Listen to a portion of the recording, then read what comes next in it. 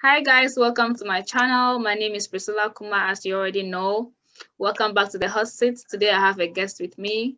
This person is on the same journey as me. She's a nurse who works in the UK. She also has a YouTube channel. So if you're a nurse and you want to practice nursing in UK or US, this is the channel you have to stay glued to. Watch, learn, and take some information to help you in your career. This is Becky. She's going to tell us all about herself and what it takes for you to practice nursing in the UK. Check out my previous videos about how to practice nursing in the US, the process, and it will make life easier for you. Luckily, we have YouTube, we have the internet, so everything you find online will be helpful to you depending on how you use it. Hi, Becky. Welcome to my channel. Welcome to the Hot Seat with Priscilla. Hi, Priscilla. Nice to be here. It's good to link up, I would say. I didn't know you went to the same secondary school as I did and the same university as I did. Yes. So my name is Becky Sekyere. I'm also a YouTuber. As Priscilla said, I started not too long ago, and both of us would like to share our journey from Ghana to US and the UK, which is where I work as a nurse. So I've been working as a nurse for about 18 years here.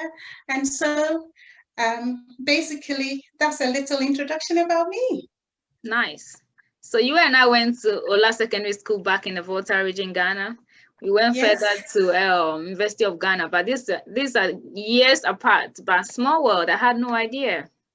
Definitely. It is several years ago, but yes, it is a small world.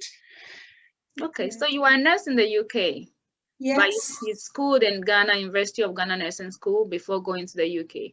Yes. What is the process for somebody in Ghana who wants to practice nursing in the UK? What is the most current process? Okay, so if you're a nurse in Ghana and you're thinking about coming to work in the UK, the first thing I would say to you is make sure you have a passport, because there is no point starting the process and you haven't got a passport. So that's the first thing you should have. And then after that, I would encourage you to just go on Google, go onto the UK NMC website. It clearly tells you the whole process, what your requirements are. So you will be able to prepare adequately for your registration process.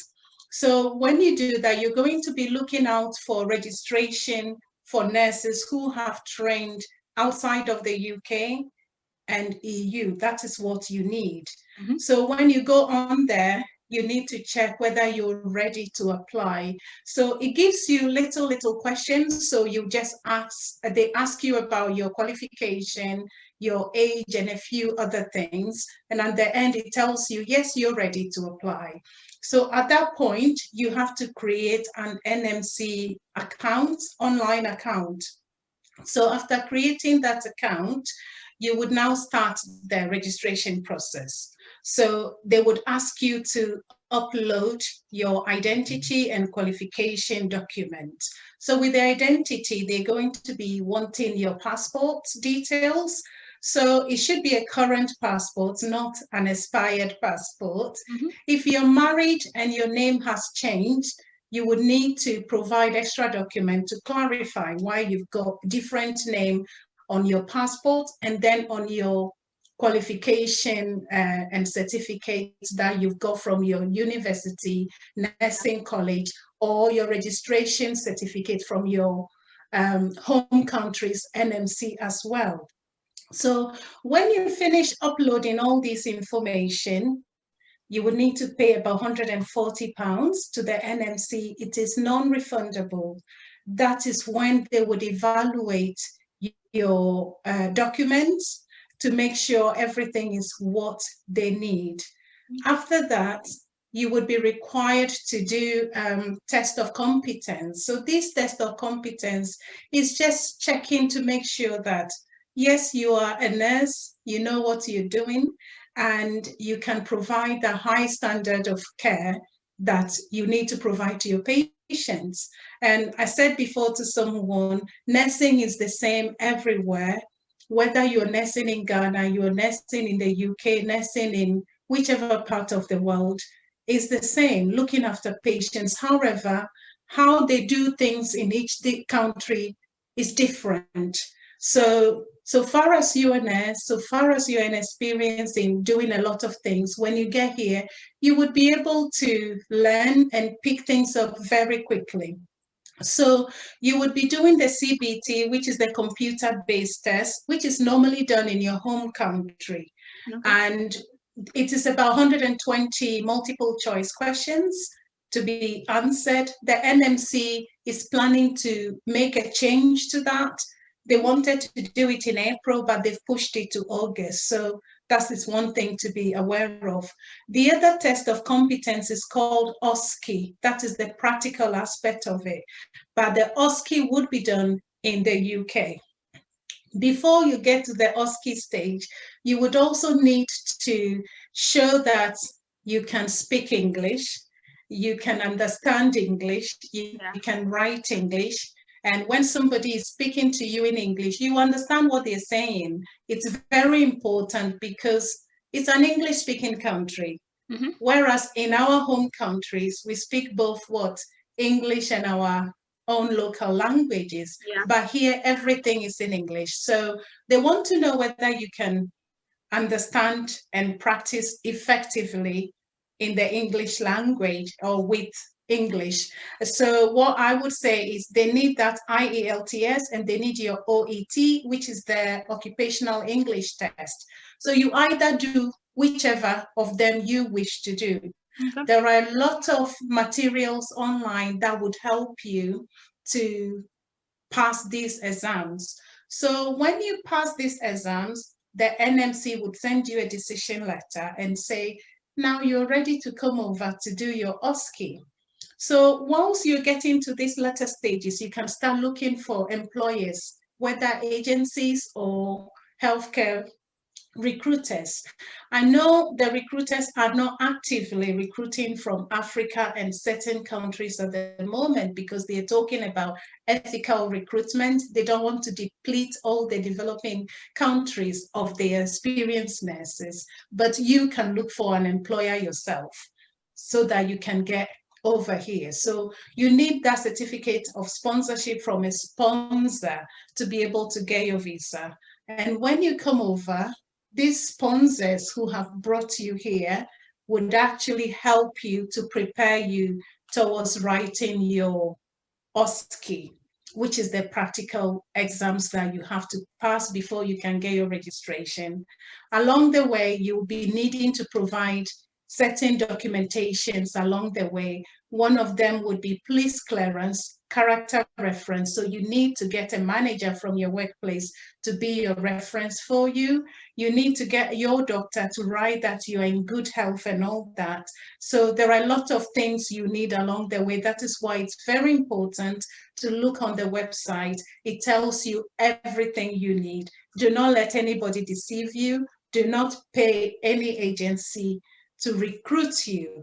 Some of the agencies are actually spending money. So when they bring you over, they pay you some of your, or they reimburse some of the monies you have already spent. So this is just a brief overview of how it is. It may cost a total of about £1,170 for the whole process, from the start to the end, which is where you pay your nursing registration. So you have to prepare with the money as well. That is for NMC and all the tests you'll be writing, but not to any agency. Okay. Yeah. So that amount is what you pay for the paperwork? From the start. So the breakdown, for example, I've got a little paper here. So to evaluate your qualification and ID document, that would cost about £140. And then when you go ahead to write your CBT, that would cost about £83. So that you're paying to the test center to write the test. And then the OSCE, which you'll be writing in the UK, cost about £794. And then your nursing NMC registration would cost you about £153. But you have to bear in mind, if you fail the CBT or you fail some of the OSCE as well, you have to pay a certain amount to redo them. So you have to factor all that into the process. Yeah. But you're not required to pay any agency for that. Okay. So when an agency brings you over and you go through the whole process, you pay them back the money they spent on you? No, if an agency brings you over, what they do actually, some of them pay for your flight. Yeah. Some of them will reimburse you the monies that you have paid to do all these tests. They would give it to you actually, which is really good. Some of them, or most of them, I would say, get you an accommodation for the first 2 months or 3 months. Before, when you get your registration, then you can search for your own accommodation after that. Yeah. Okay. This is very good information. Most people, we need to read about and know really what you want to do. Yeah. The process is not too different from the US process. It's the agencies are bringing people to the US. You work, they find you a job, get your accommodation. You work for like 3 years. You pay back all that they spent on you. But with this US process, the nearest place to take the NCLEX, which is the nursing exam for the US, is you going to India. So they take you to India to write it before they file for a US visa for you before you come. So it takes a while, yes. Okay. Yeah, and I've known people who went through it and it was well. And now we have several agencies in Ghana, which is good. Yeah. More Yes. people are getting to know about this. That's right. So you have been practicing in the UK for 18 years? Yeah. Okay, you left Ghana after working for 2 years, you said? Yeah, about that, yes. Okay. And how has it been? How has the journey been for you? My journey at the time, I would say, hasn't been too bad because during our time, you didn't have to write an exams or anything. All you have to do, we had to look for agencies as well, but we were paying agencies, whereas now you are not supposed to pay any agency. So they charged us. They will get you the work permit. They bring you over, and then they may either find you an employer. I was doing this agency work for a bit. I worked in a nursing home, which I wasn't too familiar with because it's not a concept we have in Ghana. Yes. So whilst I was with them, I decided to find a hospital myself. So one day I just told the agency, oh, I'm going to study. I didn't tell them that I was moving to a hospital. I was going to study somewhere else because they wouldn't be happy if I had told them that I found another job. So I left and then I joined this hospital and I've been working in, over there for the time I've been in the UK. So that's how it was. But for us, when you get here, instead of doing OSCE, you would work with a mentor and you've got competencies to complete. So at the end of the competencies, when your mentor signs you off, that is when you apply for your registration from the NMC. So it's very different from then and now. I think the processes now are quite strict, but as I said before, you have to be determined. If that is what you want, if you fail, do it again. It doesn't matter, and you will definitely get there. So the OSCE is a practical test you take after you arrive in the UK. Yes. And when you take that test, then you can now get your license to practice? That's right. So when you get to the UK, your employer would prepare you for the OSCE. So they have training sessions. Some people spend about 6 weeks. So by 6 weeks time, they would book you to do the OSCE. It depends on how ready they feel you are. So after that 6 weeks, when they feel you're ready, you would be registered to do the OSCE. If you pass, then you are completing your nursing registration application. But if you don't pass some aspect of it, you would just have to redo it. And that's, I've known majority nurses do pass. It's only a few that may fail 2 stations or 3, and then they book them to redo it. So it's doable. So far as you're an experienced nurse, you should be fine. Yeah. So what are the nursing ranks? Okay, so one thing we were trying to briefly talk about as well earlier is the fact that is it worth it if you have, you Yeah, know, achieved or you've been working 15 years in your home country and you want to come here? Should you be deciding to yeah, come or not? And my answer to that is the fact that if you're a senior nurse, you're earning a lot of money, or even not a lot, but you're living a comfortable life, yeah. you've got enough money, you can travel overseas and, you know, go on holidays and all that, then you can ask yourself, do I really want to I go want to and do that. stay there and work? Because there are a lot of things to consider. When you get here and you're coming to do your OSCE, you would be working as a below a newly qualified nursing grade, which is band 4. Mm-hmm. The nursing grade starts from a newly qualified from band 5 to band 8 or 9. Okay, so band 5, newly qualified, and then you have a salary range, which is from 24,500 and something to about 30,000. So it increases based on the number of years of experience. When you get to the top of that band, you don't have automatic promotion. You have to apply for the next band, which is band 6. And if you want to be band 7, which is like a ward manager position, you have to apply for that as well. If you want to become a matron, matrons are band 8, you have to find a matron job and apply for it. So as an experienced nurse from your country, let's say Ghana, you're coming to start like a band 4. When you get your OSCE and your registration, you are starting as a newly qualified nursing grade, which is band 5. It would help in a way that if you want to develop professionally, your previous experience could come into play. But you need to be aware that there is competition. You're competing with several people for the next band. So, you know, that's the question you should ask yourself. So for a band 5, I know people who are earning about £1,600 as band 5s, and you're paying your rent, you're paying your bills and everything. And some of them feel that is not enough for them to save, especially if you have children. But if you haven't got children, why not? You know, so that is one thing to bear in mind. That shouldn't put you off, Yeah. because if you're making this decision, it could be for yourself or your children. Mm-hmm. You know, if you don't benefit, your children may benefit from making that journey. Mm-hmm. So you start off as a new grad, band 4 or 5?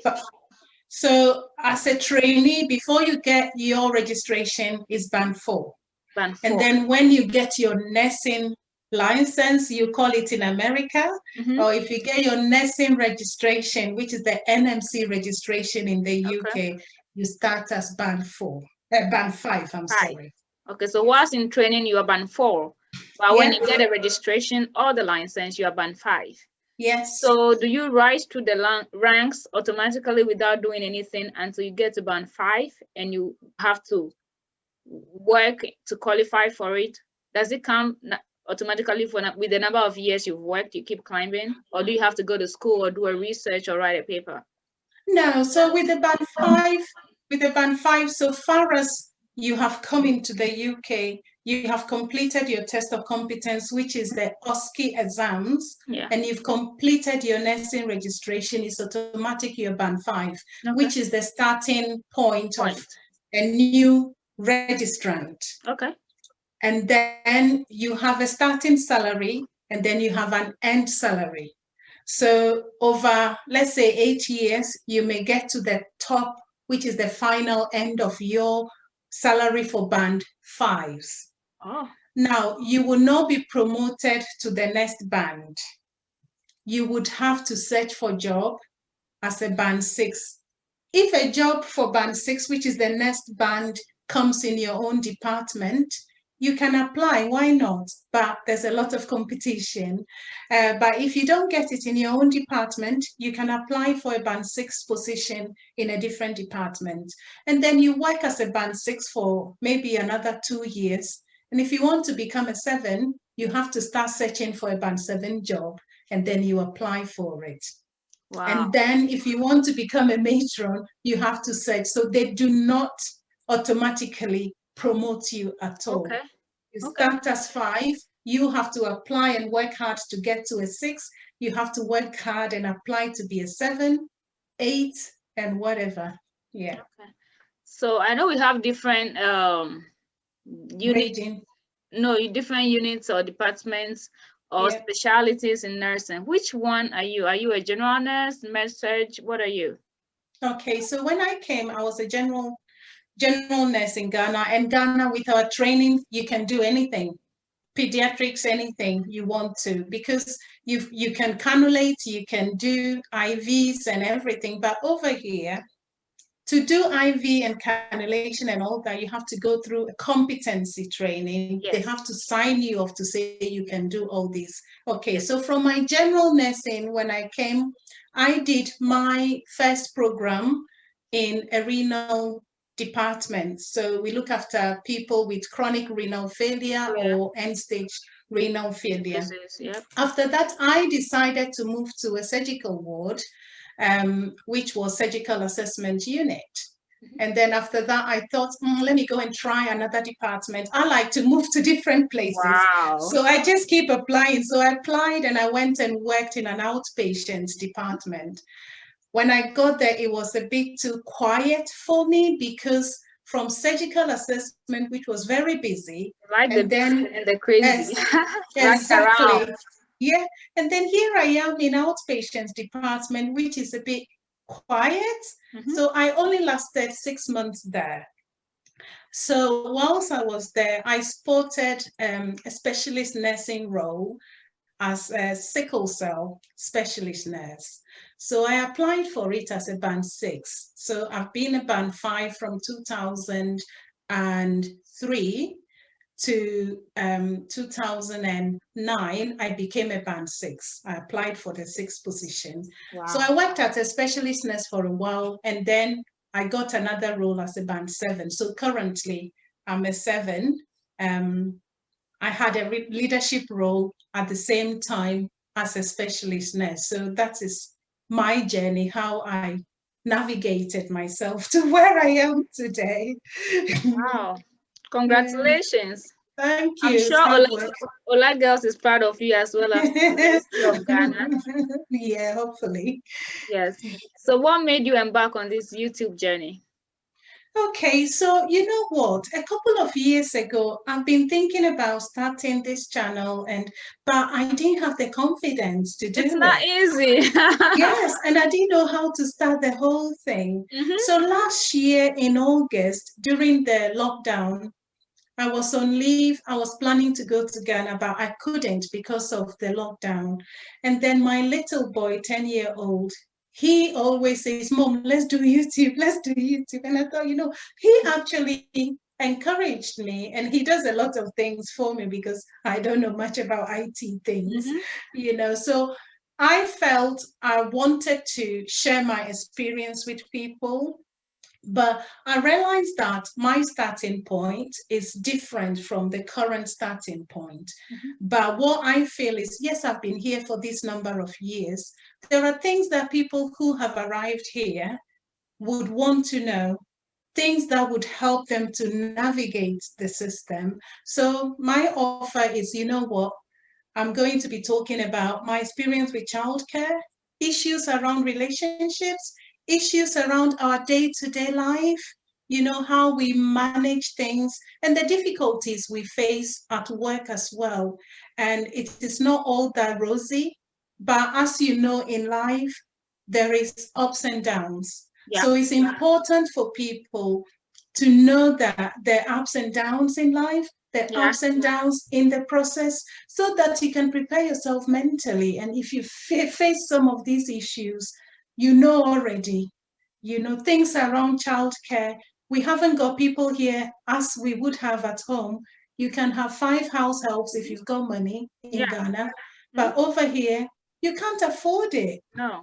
You know, so the luxury of childcare, sometimes your husband has to work night and you have to do day shifts. Yeah. So you meet yourself at the door, handing over to each other at the door. Exactly. So, you know, so these sorts of little advice and tips, I feel if I can offer this to help other people, why not? As you know, nobody pays us to do this, isn't Nobody it? pays us to. You know, but we feel whatever we have got, if we can share with other people, even if it would help one person, Yeah, that is good enough and it is satisfying. Yeah, so that is my journey. I've only just been on it for about 6 months, I would say. wow. Not too long. Yeah, myself, I haven't been on for so long. I think I've been on for like 8 months. Okay. As you said, the lockdown happened. I was ill along the line. I just said, oh, I've been trying to do this. Let me just give it a try. But the courage to start is not easy. How to start is not easy. And when you start, how to keep it going, how to be consistent, sharing needs and everything. Most people don't watch. If it's something that you are portraying nudity, it will go viral. Everybody will watch it. But if you're talking about content, knowledge, what people need to know, nobody's going to click and watch. No, exactly. Yeah, but we won't give up. No, we'll So keep going. talking about the salary, do they pay you hourly? Do they pay you weekly, bi-weekly, or as a monthly thing? How do they pay in the UK? So I work in the NHS, so I can talk about the NHS, which is the National Health Service, which is the hospitals run by, I would say, government. Yeah, that's what it is. So we are paid monthly. So for example, the hospital I work with, they pay us on the 27th of each month. Okay. So which is like normally it falls on whichever day it falls on. If it is going to fall on Saturday, the 27th of the month will fall on a Saturday, they would pay you on Friday. Okay. Yeah, so it's monthly pay. There are some organizations that I think most often salaries are paid in a health sector monthly, but there are some organizations that pay weekly or so. So apart from the NHS, what other systems do you have? They have the social health and social care. So health and social care is where we have the care homes. So nurses, when they're recruited into the UK, there are 2 organizations you may end up working with. So you will either be working with the NHS, which is the hospitals, or you would be working in the care homes. So that is the nursing care homes, looking after people and providing nursing care in a different environment as compared to a hospital environment. Yeah. So we have the same thing here. We have the hospital and we have the nursing homes. But the hospitals can have the nursing homes attached to them, not in the same building per se, but we don't have how you have NHS and you have nursing home systems. No. So this hospital can have their nursing home or private nursing homes and all that. Where I happen to live, there are 2 big health systems where I live. So either you're working for one of the health systems or working for another. And this is just within the New York State where I live. But it's not like the whole country whereby you have either you have NHS or you have the nursing home. No. But it's not too, the concept is not too different. And America, you know, most of the jobs are hourly. So your pay rate is calculated based on what you earn an hour. So hourly pay. Some people choose to give it to you weekly. Some people choose to give it to you bi-weekly. Mine is bi-weekly, so I get paid every 2 weeks. But if you are a nurse manager in a leadership position, it's a salary work. So I think they require, let's say, 40 hours of you working a week, 40 hours. But at the end of the month, you're going to get a salary. You are salaried. But me being a bedside nurse, going to work, if you go, your hours are calculated based on the number of hours you work. Then they put it together and pay you twice a month. So middle of the month and at the end, somewhere thereabouts. So mine is bi-weekly. Some people is weekly. And some people is monthly. But almost all the jobs, be it nursing or not, Most of the jobs are calculated hourly. You call a plumber to your house, he charges you hourly. You call an electrician, it's hourly. A contractor fixing the road, hourly.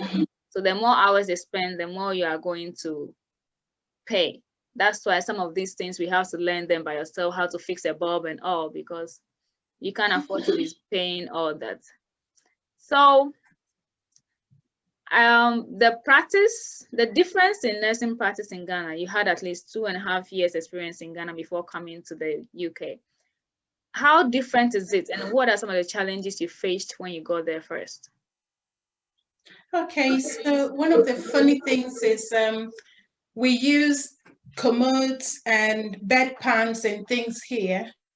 So back home, we don't use those things as such. And like a bedpan has a cardboard aspect in it, which you have to put in a macerator. So I went in there, and I think I put what I shouldn't be putting in the macerator. I pressed it, and the whole thing just got spoiled. That is Oh my God. very embarrassing. So, you know, those are some of the things. As I said, if you want to do cannulation, I could cannulate before I got here, but I wouldn't be able to unless, you know, there are limitations. You have to make sure you go through the competencies again. So the change I identified were more of equipment rather than how you do things. Checking temperature is the same, but what they use to check the temperature, the type of equipment that are used.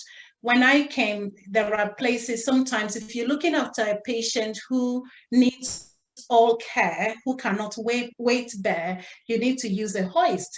A hoist is not something I've ever seen in Ghana.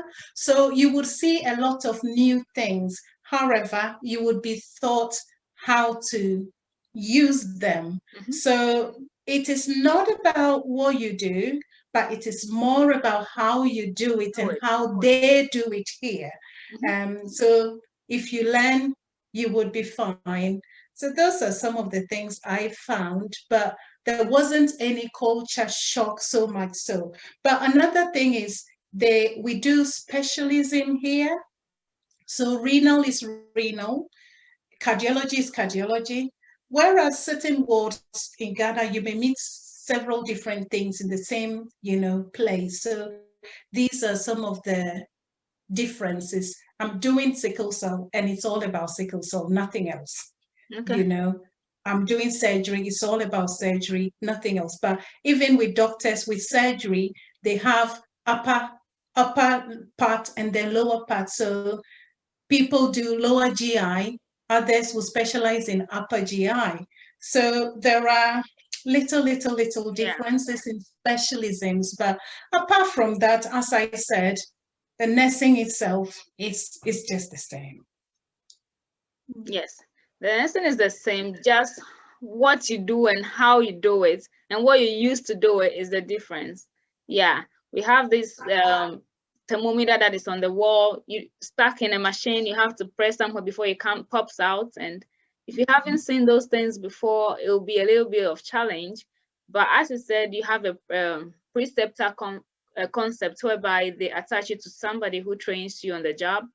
So I had a training for 12 weeks, that's 3 months. They attach you to one person, the person trains you, you do competencies, you have a logbook they fill out. Was she able to pass an IV?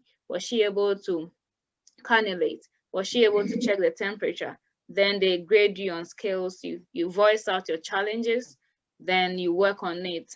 They attach you to another person for some time just because we all have ways of doing our things uniquely. This nurse might go this way, another nurse might go that way. So they attach you to about 2-3 people in the course of your training. Then whichever method is best for you. Maybe this person does an IV by using a tourniquet, and maybe the next person does an IV by using a pressure cuff. So whatever, you try both and you will choose which one works best for you. But we don't have that preceptor concept. You finish nursing school, then you just go to the ward back in Ghana. Then you are just in the flow going. You are not attached to one person who trains you. So nobody's able to really assess what you are learning and what you are doing and whether you are safe. because you're just in the numbers going, nobody's keeping an eye on you and teaching you. You just go in and find your way until you maneuver. I'm glad we have this channel. We'll keep sharing the information. Hopefully somebody will watch it and pick something from it and come to practice nursing and also see the different sides. Aside coming here, the exposure and other factors as well. As you said, it might be good for your kids. You might be getting to the end of your career, but your child will come here, school abroad, have a broad horizon, have an exposure, go to medical school, do this, invent stuff, and it is a good thing. So I'm proud of you deciding to start your channel and not being afraid. And I'm happy your son, your 10-year-old, pushed you to do this. Any message you want to leave with us before you leave?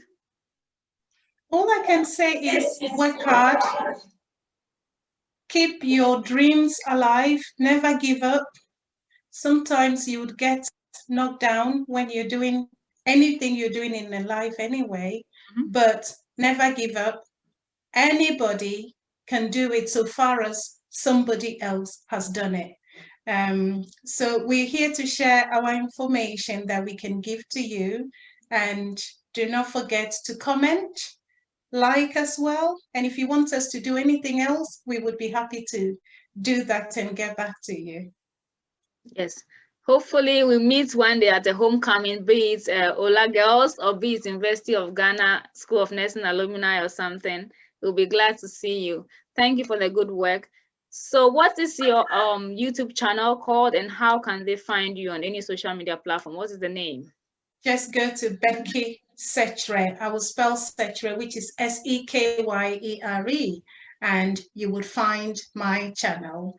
So, and then remember to subscribe. We're working hard. So do remember to subscribe to both of us so we can keep doing the work we're doing. Okay. You're on Facebook. You're on Facebook with the same name, Becky Sekyere, right? Yes, I am.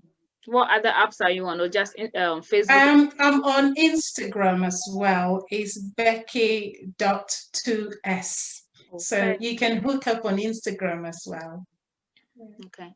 So we'll hope to have you back on the hot seat with Crystal Kuma once again. I'm grateful for your time. Subscribe, share, follow Becky. Follow us if you are a nurse, if you know anybody who is a nurse who wants to travel to the UK, US. Google all the information you need, watch all these videos, share to your friends, families. People want this opportunity, but they don't know where to start from. And luckily, somebody is using the internet to do this. So share this video, and we will see you again in our next video. Thank you for your time, Becky. Thank you, Priscilla. Bye.